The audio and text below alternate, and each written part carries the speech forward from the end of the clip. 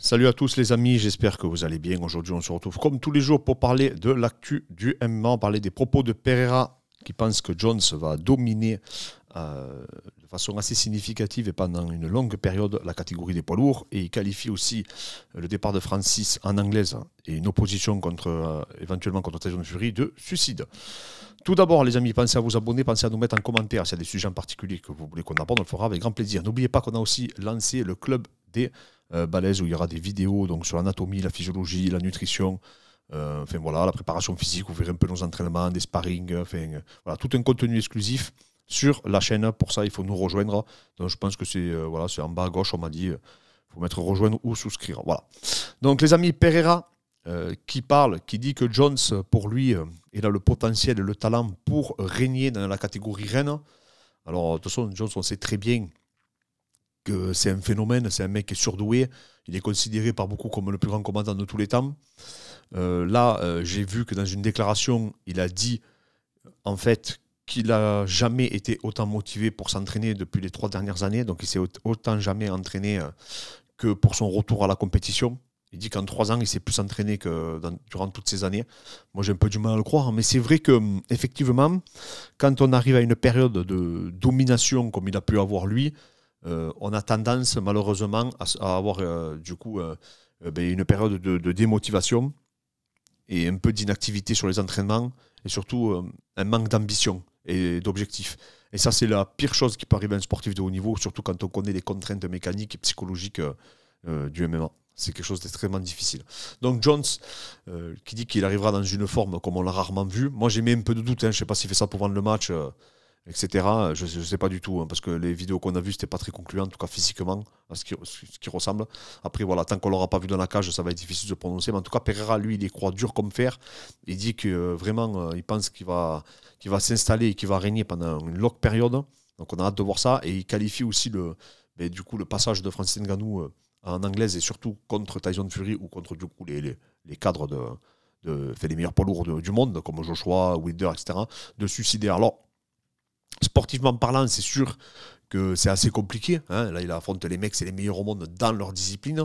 Mais moi, je ne trouve pas suicidaire parce que déjà, financièrement, il va se mettre à l'aise. Hein. Et quand on connaît comme c'est dur physiquement et exigeant de la préparation pour le MMA, pour un combat de MMA, ben, je trouve ses propos un peu durs. Alors, je peux comprendre que sportivement parlant, personne n'y croit, mais en tout cas, il faut savoir qu'il va se mettre à l'abri, qu'il va mettre à l'abri sa famille, et puis médiatiquement, il risque de prendre une autre ampleur, et rien ne l'empêchera par la suite de revenir dans le MMA. Hein. Je veux dire, je pense que toutes les organisations aujourd'hui, elles voudraient bien signer Francis Ngannou. Donc, je ne pense pas que ce soit une fin en soi, le fait qu'il passe en boxe anglaise. Par contre, ce qui pourrait être un peu plus dramatique, c'est qu'il affronte un no-name, quelqu'un qui n'est pas réputé, pour faire un combat de rentrée et que malheureusement ça se passe mal pour lui. Et là, à partir de là, c'est sûr que ça serait un peu plus délicat. Il faut pas se leurrer. Donc voilà, il y a beaucoup de personnes qui s'expriment sur le combat de Jones. Moi, en tout cas, je vous dis, tant que je n'aurai pas vu vraiment Jones dans la dernière ligne droite ou même dans l'embedded ou dans le code down, voir la préparation qu'il a établie, comment il a établi, j'espère qu'on aura un peu d'informations, voir la condition physique qu'il affiche, si on peut avoir quelques sparring à se mettre sous la dent, ça aussi ça peut être intéressant. On avait vu le sparring avec le lutteur Jiden Cox qui était champion du monde et voilà, mais on a vu très très peu d'éléments de lui, on l'a vu un peu boxer sur des pattes d'ours, tout ça, mais je sais pas quoi en dire, c'est assez compliqué du coup, à se prononcer. Ce soir, les amis, il y a l'ARES, du coup, au Dôme de Paris. Il y a Elias Bou, donc un combattant de Montpellier, de la bonne école, qui combat contre Pena. Pena, qui a affronté Taylor Lapillus et qui a battu Mustafa Aida dernièrement. Donc, la carte, vous pouvez la retrouver sur l'ARES. Donc, voilà, moi, c'est un combat que je veux voir. Hein. C'est un combat que je veux voir, je ne vous cache pas, parce que, du coup, alors attendez, j'y vais de suite. Hein. Du coup, moi, c'est quelqu'un que je connais très, très bien, avec qui on s'est énormément entraîné. Son frère Amine, son coach Oussine, fait vraiment toute la bande.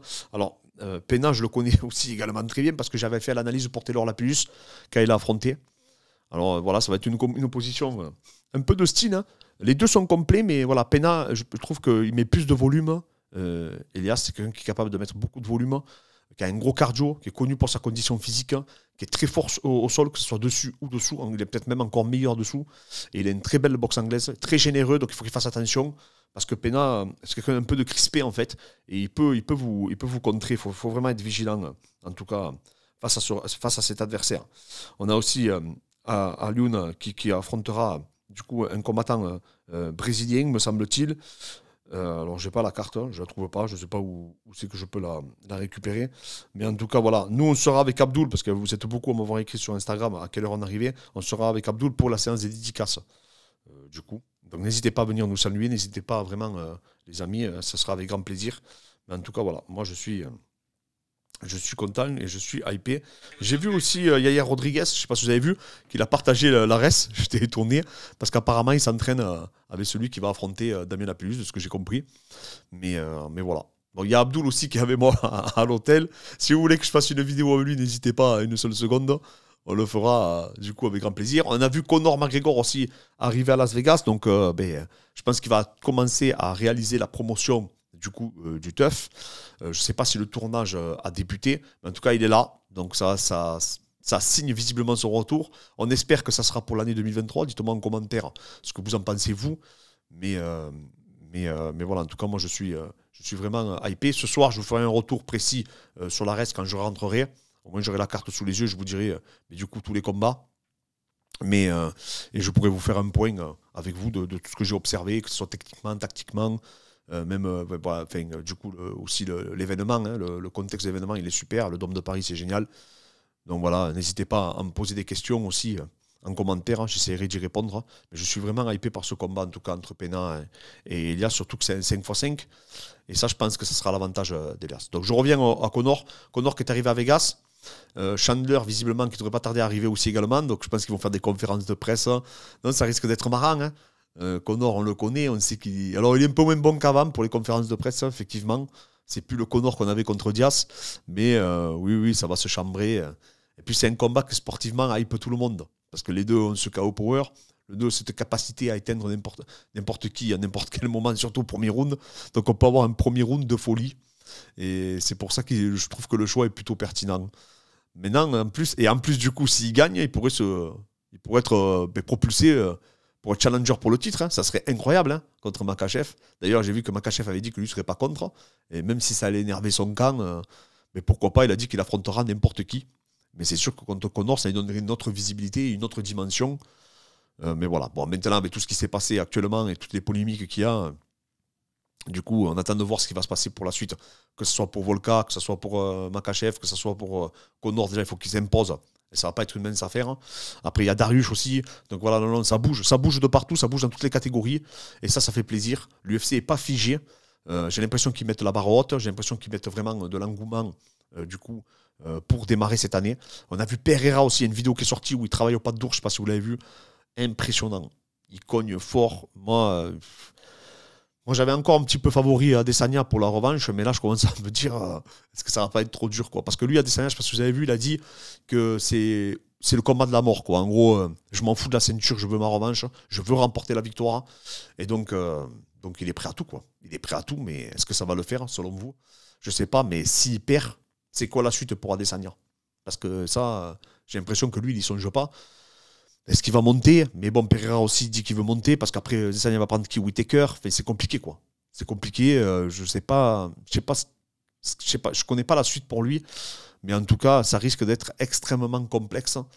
Et autant s'il gagne, ben peut-être qu'il y aura un troisième match avec Pereira.